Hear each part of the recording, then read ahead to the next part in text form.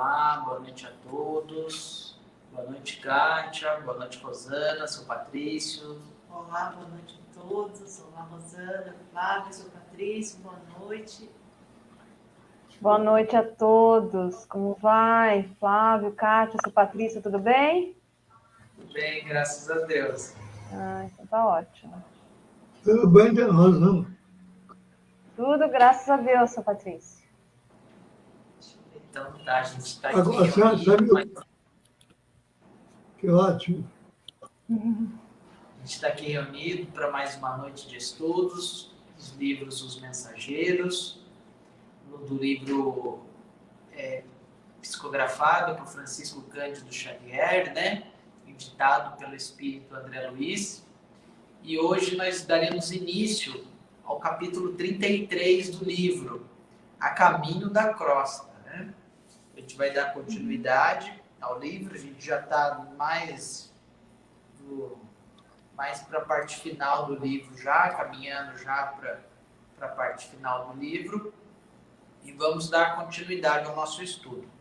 Mas antes disso, vamos dar aqui boa noite. Boa noite, Sálvia. Salve, boa noite.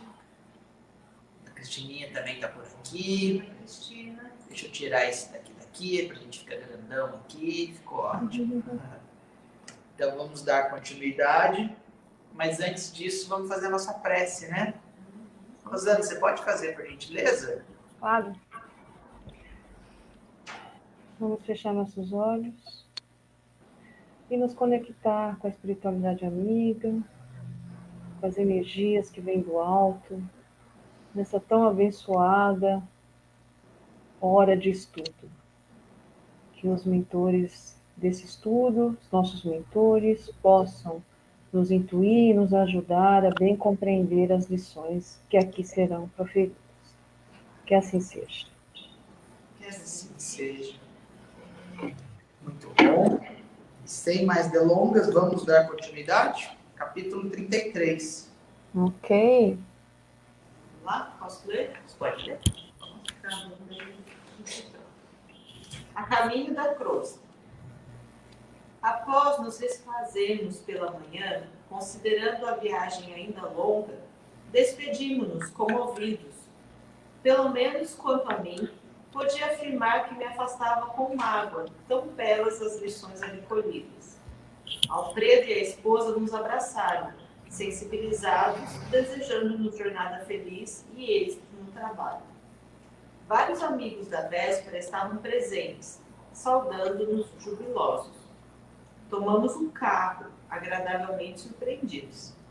Seria muito difícil descrever a pequena máquina, que mais se assemelhava a pequeno automóvel de asas, a deslocar-se impulsionado por fluidos elétricos acumulados. Sem pretensioso, Aniceto explicou. Aceitei a cooperação do aparelho, não porque os deseje escravizados ao menor esforço, mas porque a permanência, embora ligeira, no posto de socorro, constitui ensejo dos mais frutuosos à aquisição de conhecimentos necessários. Receberam vocês lições intensivas relativamente aos nossos irmãos perturbados e sofredores, bem como sobre os efeitos da prece. Desse modo, temos nosso expediente bastante adiantado, considerando que se encontram ambos em tarefa de observação e aprendizado acima de tudo.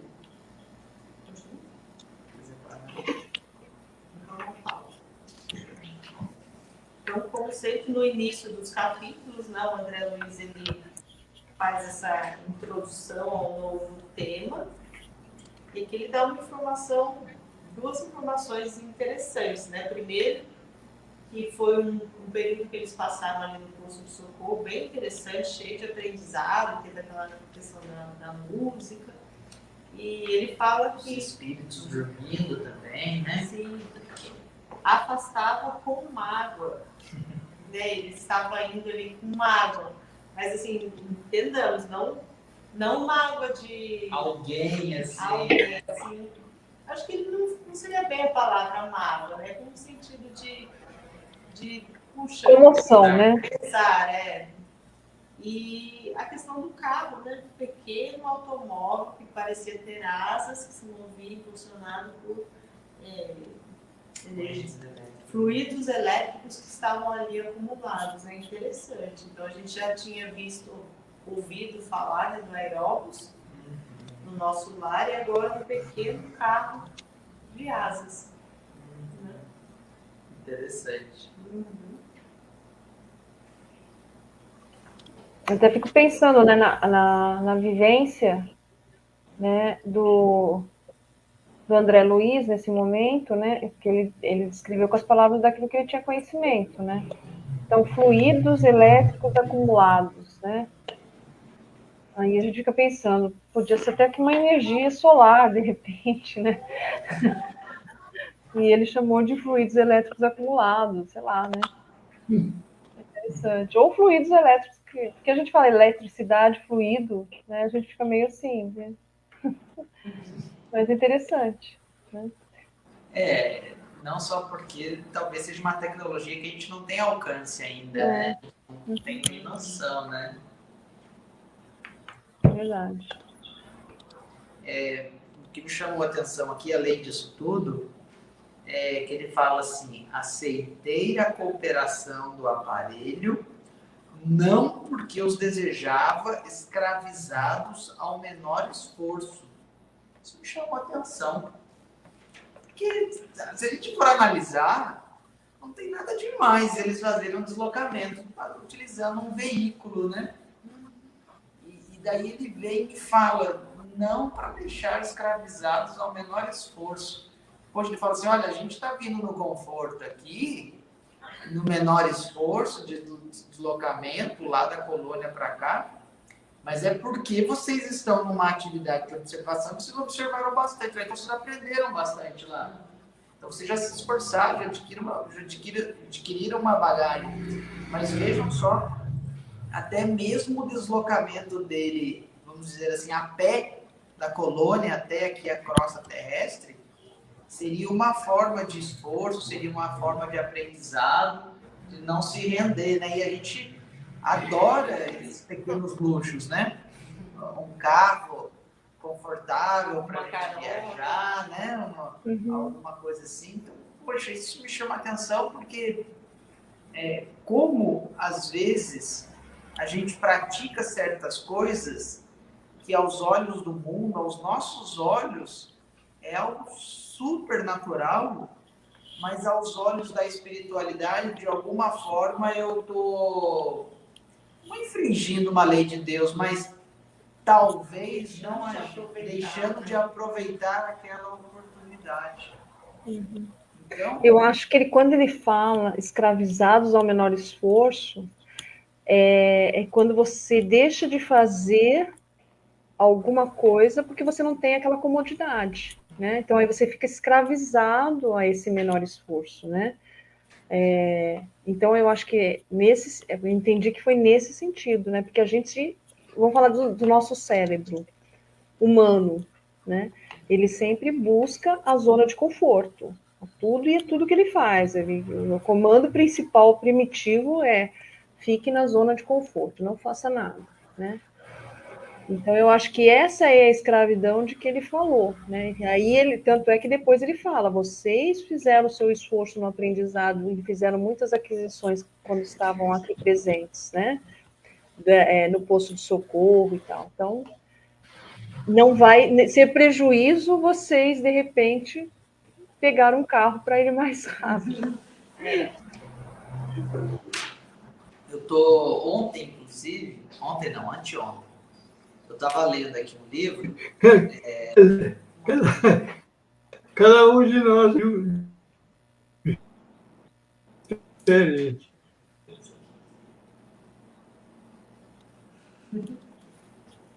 Mas espera aí, antes de comentar, pode comentar, seu Patrício?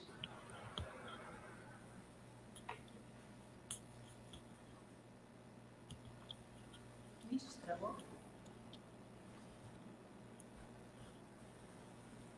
Seu Patrício, o senhor quer fazer alguma colocação?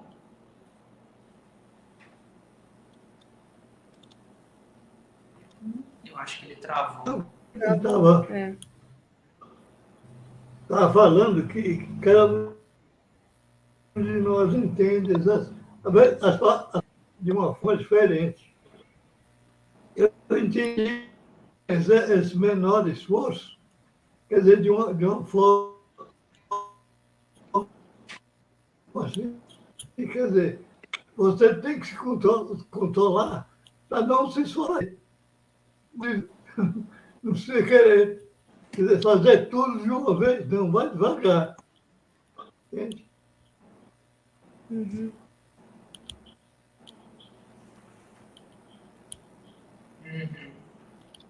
Não sei se vocês estão me ouvindo bem. Está cortando um pouco. Tá cortando um pouco, seu Patrício. Deu para entender mais ou menos. Eu não consegui captar. Mais ou menos. Acho que ele está querendo dizer assim que o menor esforço Ai, puxa vida, também não consigo traduzir. Na hora que ele falou, até peguei alguma coisa do sentido, mas agora não estou conseguindo passar para vocês. O senhor pode repetir, seu Patrício? Quer dizer, você vai passa, mas sem se esforçar muito. Quer dizer,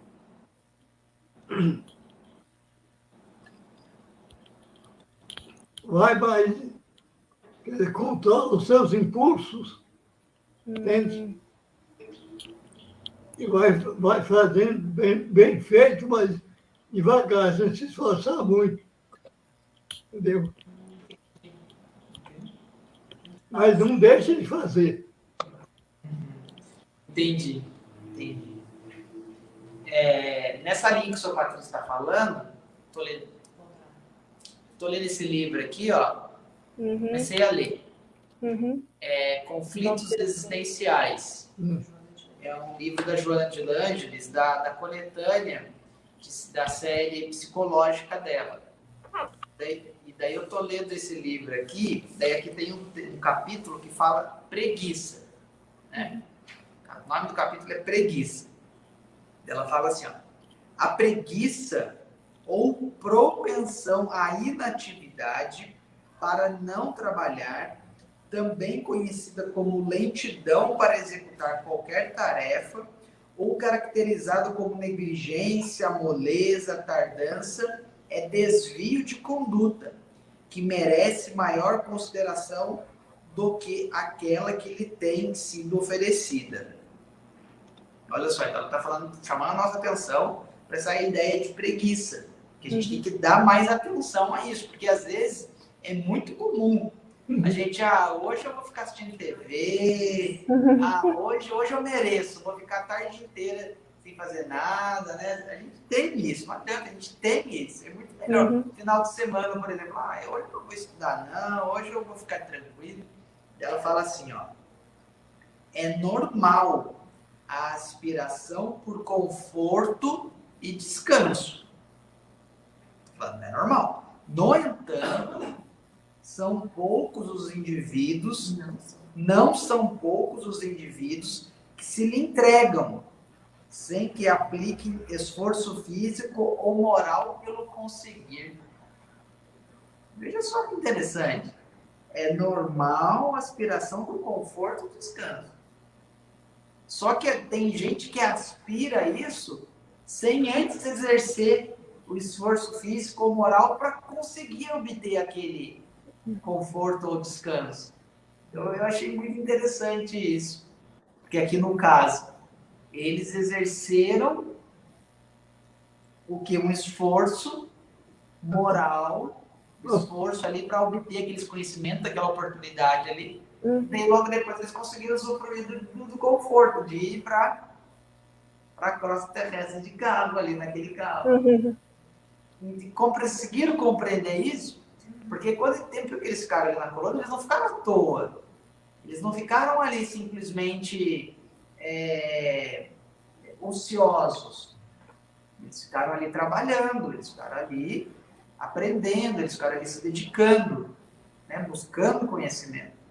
E daí, logo, em consequência a isso, eles conseguiram obter um certo conforto para realizar aquela viagem.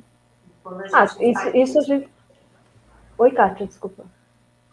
quando a gente se entrega a essa preguicinha, depois a gente não, para gozar desse descanso, desse conforto, ele não é pleno, porque logo em seguida ou durante o descanso, durante o repouso, vem a consciência culpada. Ah, mas eu tinha que fazer isso. Ah, mas tem isso pendente. Ah, mas tem isso também para fazer. Então não é pleno, né?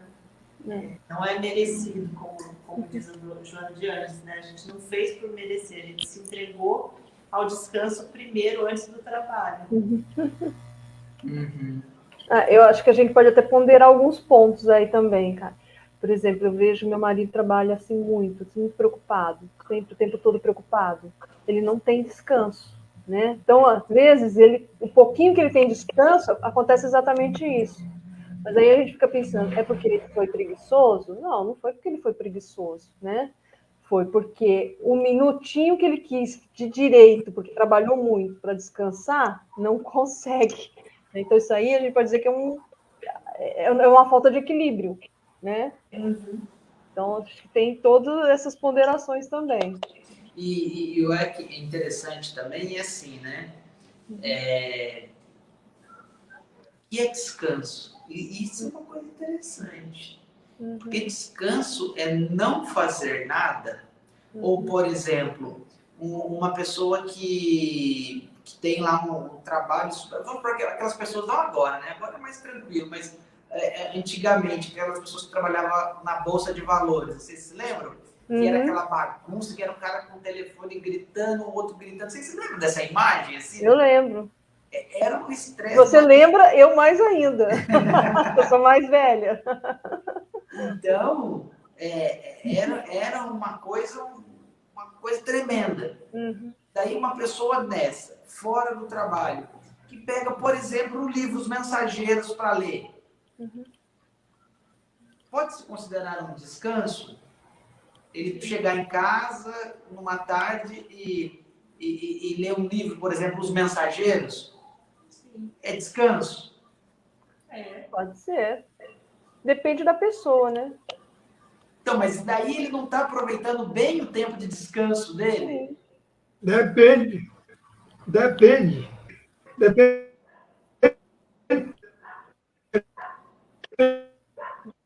Ah, mas tá cortando esse Mas que pena, né? Que a internet tá ruim. Não. Tá cortando, seu Patrício.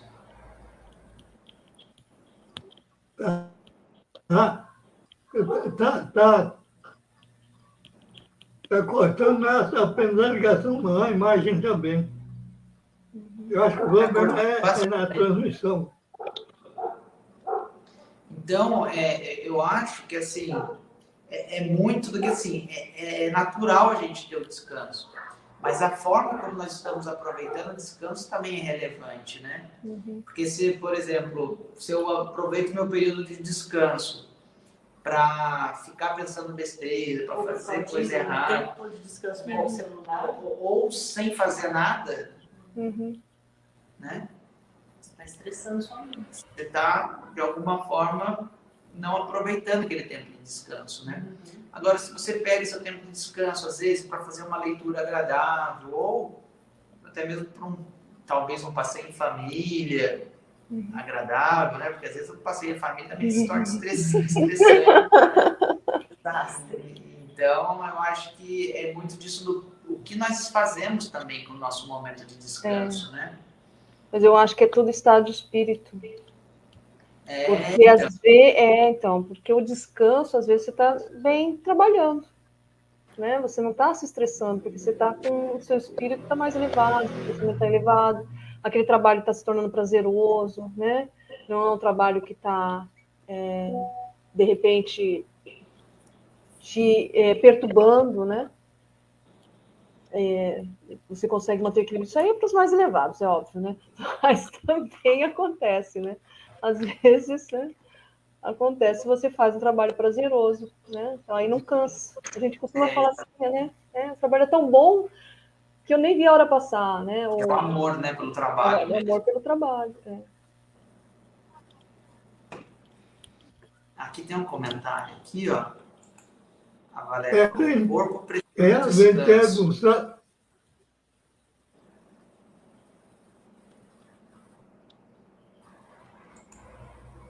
Ó, o corpo precisa do descanso, mas e a alma? Pensemos o que acontece, ela coloca assim, pensemos o que acontece durante o sono, né? É interessante que tem uma passagem no livro Nosso Lar que o André Luiz, ele vai dormir, né? Vocês se lembram desse momento? É interessante, né? Porque o espírito do André Luiz, ele vai dormir e ele tem um corpo que sai dali, né? É um outro corpo dele. Até me fugiu o nome agora. Corpo astral. É o corpo astral, né? E ele acaba, o perispírito dele fica ali deitadinho na cama e o corpo astral dele é arrebatado, né? Então o espírito ele continua em atividade. Então, realmente, essa questão do descanso, às vezes é físico, né? Você desviar o foco, né? Como a Rosana disse.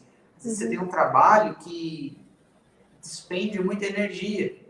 Às vezes você até gosta do trabalho, mas o ambiente em que você trabalha não é dos melhores. Então você precisa ter algo para você sair daquele foco ali, né? Para você desviar o foco. Nem que seja, por exemplo, para você fazer, mas eu já trabalho com livro o dia inteiro, eu já trabalho na frente do computador o dia inteiro. Mas se você desvia o foco para, por exemplo, fazer uma leitura bacana no próprio computador, já é um descanso para a alma, né? Para o espírito, para aquele foco que você está ali estressado ali. Então isso eu acho que também conta bastante, né? E o próprio descanso do corpo físico, quando a gente também, porque o corpo, a matéria embrutecida, né? Ela também fica cansada, ela também fica exaurida. O próprio cérebro humano, ele precisa de repouso. Mas são vários tipos, né, que a gente pode ter de descanso, assim, propriamente dito.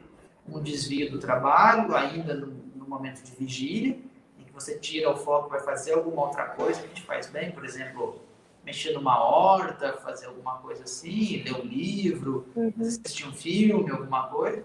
Mas também o filme que a gente está assistindo também influencia muito, né, no que a gente pode fazer, naquela questão do descanso, né? A Kátia fica me olhando com esse olhar de recriminação, assim, sabe, gente? Eu vai assistir filme de guerra. Mas Super relaxante, né? então, eu entendo você, Kátia. Meu marido, ele tá estressado, sabe o que ele vai fazer? Jogar aquele jogo de videogame que a pessoa fica super tensa. Eu falei assim, você tá tenso, você vai jogar isso. Eu distraio. A resposta dele. Mas isso, aqui a gente está expondo. Não significa, é o que eu sempre falo, gente. Isso daí a gente tem que ter em mente. O que a gente fala no plano da tese não é o que a gente pratica no dia a dia. Aqui a gente está expondo a teoria. Se eu praticasse tudo que eu falo, nossa, eu não estaria aqui, com certeza. Eu estaria em outros planos mais elevados.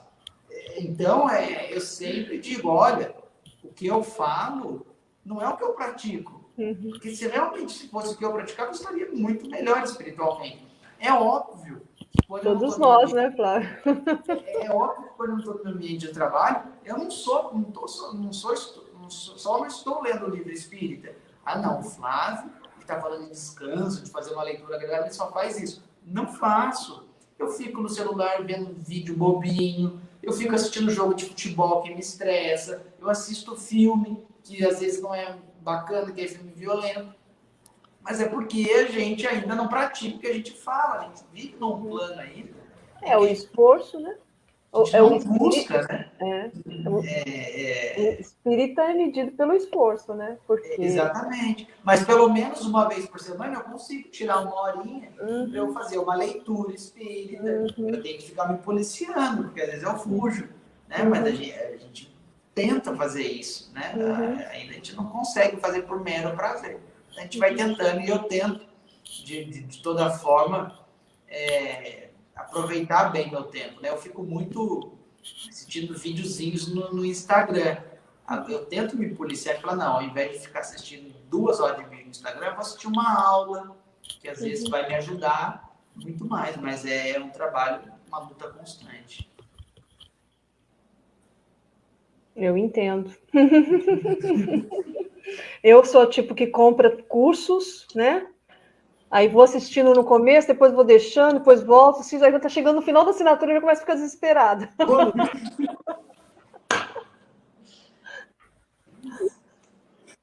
Não pode. Eu imagino que seja assim, Rosana, Uhum. com a nossa encarnação. Te deixa passar um monte. Acontece isso comigo também com curso. Eu faço. Por exemplo, agora vai ter o feriado agora do carnaval, né? Uhum. E eu me programei, né? Ah, eu vou estudar no sábado, vou estudar um pouquinho no domingo, vou estudar um pouquinho na segunda, vou estudar um pouquinho na terça. Chega na segunda noite, baixo o desespero porque eu não estudei nenhum dos outros dias. Eu quero estudar tudo dos outros dias na terça, só que não dá mais tempo. E a qualidade é outra, né?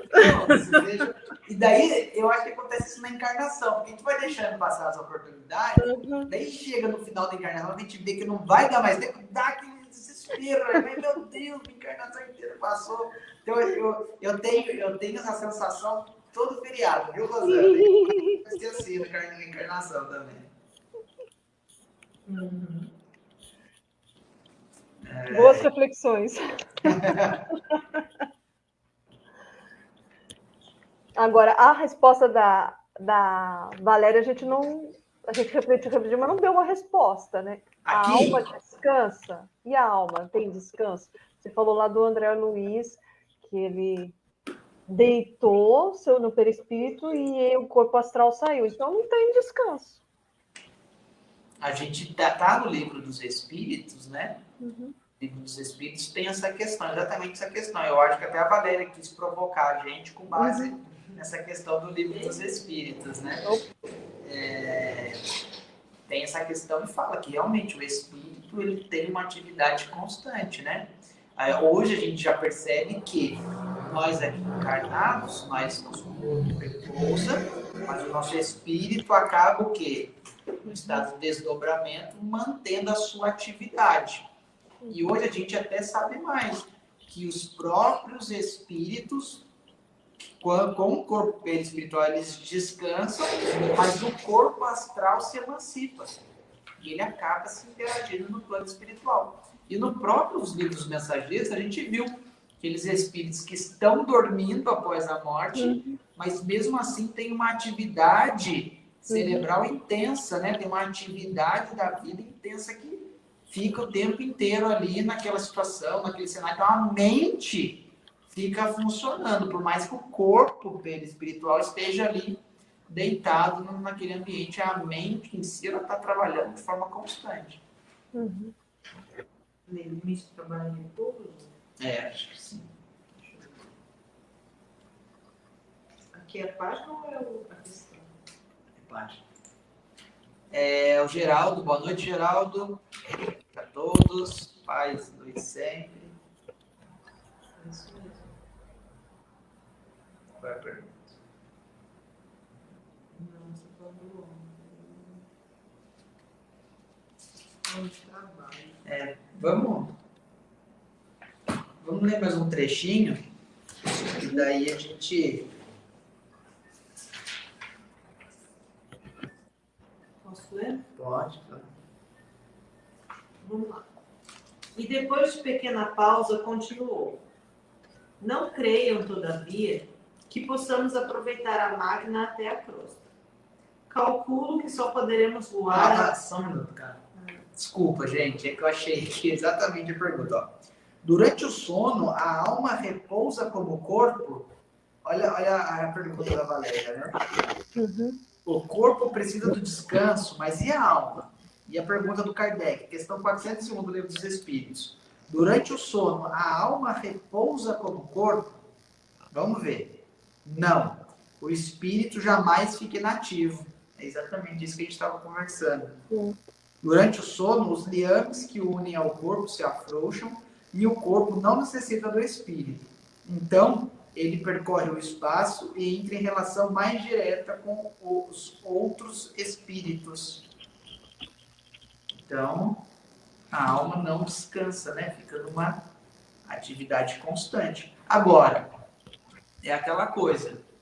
Se a nossa alma, né, durante o nosso sono do corpo físico, ela vai buscar estudos, vai visitar colônias, fica próximo aos benfeitores espirituais, quando a gente acorda, o nosso espírito ele volta revigorado.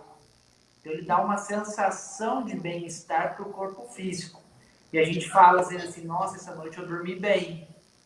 Mas, na verdade, não é que dormiu bem. O nosso espírito foi aurir boas energias. Então, a gente volta como se tivesse recebido um tônico para a alma que espalha para o corpo físico. Agora, quando a gente acorda com sono, dorme 10 horas. 10 horas de sono. E a gente acorda morrendo de sono, pesado, com dificuldade. Significa que a nossa alma, o nosso espírito, ainda em atividade, não foi andar por bons caminhos no plano espiritual. E daí a gente acaba sentindo todo esse jugo, esse peso na nossa vivência, da nossa convivência lá no plano espiritual, com uma faixa vibratória que é peculiar ao momento em que nós estamos ali. Né? Ou seja, o espírito foi fazer anarquia. Vamos lá, desculpa, Kátia. E depois de pequena pausa, continuou. Não creiam, todavia, que possamos aproveitar a máquina até a cruz. Calculo que só poderemos voar até o meio-dia. Em seguida, prosseguiremos a pé. Aniceto calou-se por instantes, sorriu noutra expressão fisionômica e acentuou. Isto, porém, acontecerá somente enquanto não hajam vocês criado asas espirituais, que possam vencer todas as resistências vibratórias. Semelhante realização pode não estar distante. Dependerá do esforço que desejarem despender no trabalho aquisitivo. Todo aquele que opere e coopere de espírito voltado para Deus poderá aguardar sempre o melhor. Não é promessa de amizade, é lei.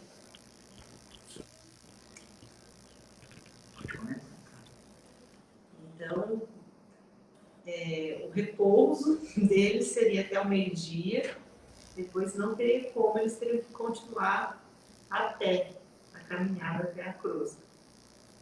E é interessante que ele fala nesse sentido figurado, né? Vocês só vão ter que caminhar enquanto vocês não criarem asas espirituais, né? Vai nascer uma asa, assim, física, né? Física para espiritual, para eles saírem batendo, mas criar asa significa desenvolverem a habilidade de se teletransportar, de voltar, de ir de um lugar para o outro de uma forma mais rápida, né? Não caminhando espiritualmente. Eles estão no plano espiritual. A gente tem que ter em mente que essa questão do desenvolvimento dessas habilidades, né? Dessas faculdades do espírito, que eles precisam aprender. E é a frase de Emmanuel, que você gosta muito de falar. Agora acabei de descobrir que é do André Luiz, né, da Emmanuel?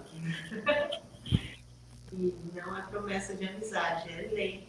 Esperar sempre o melhor. Né? Que Deus nos ama, que é o nosso bem. Então, sempre, quando nós colaboramos, né, para a obra da criação, para a obra de Deus, fazendo o bem, praticando o amor, trabalhando pelo bem, a recompensa, vamos dizer assim, né? A reação dessa boa ação é o melhor para a nossa evolução. É que o nosso tempo está acabando aqui, eu teria bastante coisa para falar daqui. Pode ver de novo na próxima semana. Alguém quer comentar? O único ponto, né, é que ele fala para o André Luiz que não está distante, né, a realização de ele conseguir essas asas, né? Semelhante realização não pode estar distante, dependerá do esforço, e eles estão se esforçando, né? Um trabalho aquisitivo. Então, ele já deixou mais uma outra certeza também. Não digo uma certeza porque depende do André Luiz, mas quase que, de acordo com a conduta dele, quase uma certeza. Né?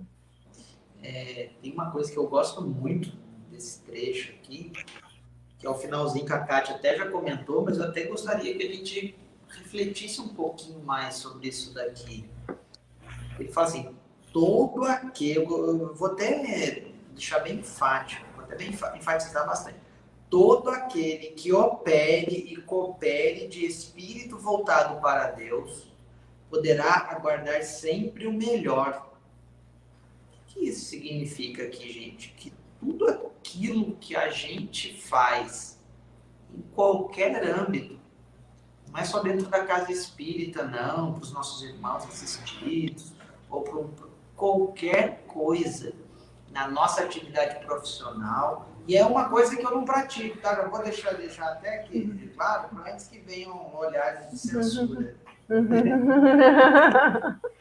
Mas tudo que a gente faz, tudo, absolutamente tudo que a gente faz, que opere e coopere de espírito voltado para Deus, poderá guardar sempre o melhor. Tudo que a gente coloca fé, tudo que a gente coloca amor, tudo que a gente faz para o bem geral, não de forma egoística, não de forma pessoal, não de forma com preguiça, não de qualquer jeito, a gente só pode esperar o melhor. E vejam só como é que ele complementa aqui. Não é promessa de amizade, não é para ser amiguinho de Deus, não. Olha o Flávio ali, olha, ele vamos, ele está sendo meu amigo. Deus não tem essa coisa de amiguinho, não. Essa coisa de amizade. É lei. É lei divina. Lei do amor. Então, gente, assim, isso é muito profundo. Isso aqui é muito profundo mesmo e é muito bonito. Uma outra coisa que eu queria comentar aqui são carros autônomos. Se eles vão largar o carro lá, como é que o carro vai voltar embora? Será que eles vão estacionar, vão até a crosta, volta, pega o carro e volta para a coroa para devolver o carro? Ou o carro vai sozinho embora? Isso é uma coisa que eu fiquei refletindo também, pensando. Será que é um carro autônomo, alguma coisa assim? Eu acredito que seja um carro autônomo, que ele volte sozinho já para a colônia. Se já existem aqui na Terra carros assim, por que não? É um pensamento bobo, mas é um pensamento. E uma outra coisa que me chamou a atenção é que grande parte da humanidade, principalmente os católicos, né? Mas não é crítica, é só uma constatação, tem a ideia de anjos com asas. A gente traz isso. A gente fala, pensa em anjo. A gente pensa no ser, espiritualidade, e a asinha está lá. Porque isso já vem das pinturas, né? Dos retratos que foram vindo de acordo com a história, né? Exato. A gente traz isso conosco. Essa ideia de anjo e asa. É algo que, em tese, está indissociável na nossa concepção. Assim, a gente fala, mesmo nós, espíritos, sabendo dessa ideia, a gente fala, pensa no anjo, vem. É difícil a gente não associar isso. E como não dizer que essas imagens de pinturas, como disse a Rosana, já não são imagens vistas por artistas desses espíritos que podem, sim, criar uma asa ali de momento, ou plasmar uma asa ali para dar essa ideia de ser voador, né? Não sei, né? Então, a grande questão, assim, as pessoas dizem, Flávio, no Espiritismo não tem anjo? Tem anjo no Espiritismo? Tem anjo. Bom, não vai dar tempo da gente conversar sobre isso hoje. Mas na próxima aula a gente fala sobre isso. Se tem ou não anjo no Espiritismo. Porque é algo relevante, é algo importante. E algumas pessoas dizem, não tem anjo no Espiritismo. Mas será que não tem? Ou é a concepção que a gente dá para a palavra anjo? Acho bacana. Vamos ficar para a gente conversar um pouquinho na próxima aula. Sim. Tudo certo? Tudo.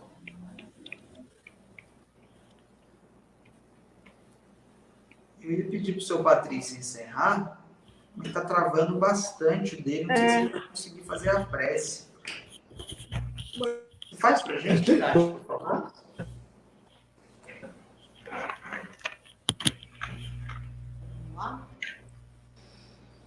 todos juntos, vamos agradecer pelo nosso estudo, por todas essas informações, que elas possam ser refletidas, que possamos pensar em tudo isso. Venha, Rosana. Você e a Karine, vocês estão me ouvindo?